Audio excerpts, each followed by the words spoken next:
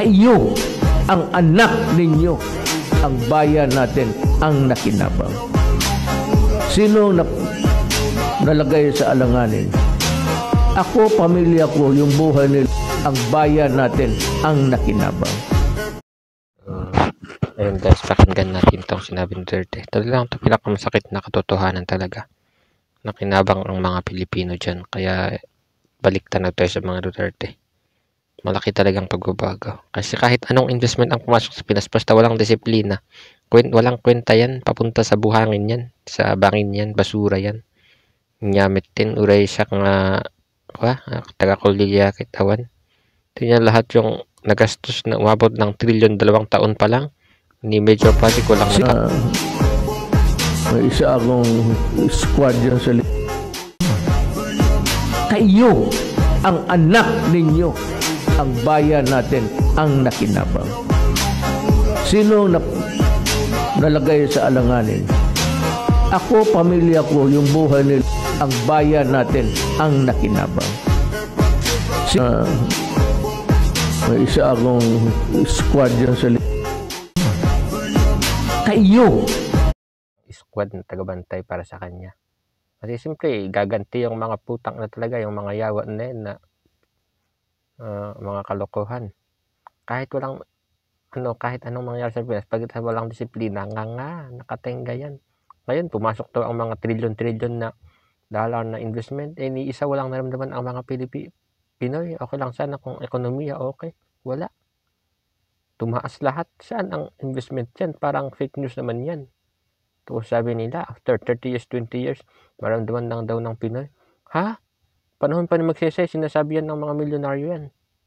Maramdaman niya daw ang ekonomiya na magbabago lahat na after 20, 30 years na yan. Wala yan. Fake news yan. Maniwala ka dyan. Paano nga na Duterte, ang dami niyang nagawa. Kasi yung pera talaga, nagastos sa tama. Hindi tulad ngayon na halos yung budget, 50% ang kickback ng mga implementer ng gumagawa. Saan ang pondo? Wala na. Kaya hindi natutuloy, hindi natatapos, nakatingga. Wala, patungo na tayo sa bangin kung ganyan. Kaya, ulay kastakit nyangay. Narpasan. Kaya sa susunod na halalan, talagang sana tayong mga OFW magkaisa tayo para sa mga Duterte kasi naramdaman naman natin yung ginawa nila ng kapanahunan nila, kaya dapat lang na deserve nang maibalik sa pwesto para naman medyo umusad-usad ang bansa natin. Kasi ngayon tingnan mo, nagsibalikan na naman yung mga ewan, bahala kayo dyan, nakikita nyo naman sa TV. Kaya kahit yung mga nangyari sa amin, Cordillera, yung billion doon na walang naman nangyari ngayon, wala yan, mapuputol din yan kasi hawak nila lahat yung nasa taas na sila din lang So wala yan, titingga yan.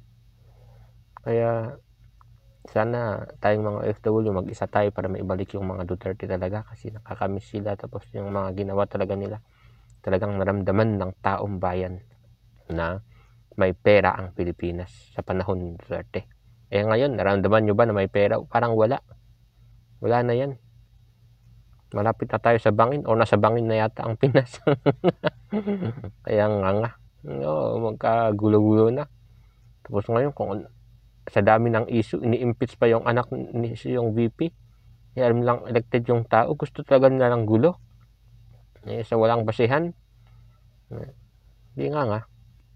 Lalo tayong maghirap pag ganyan. Salamat guys. Kabagis. Thank you.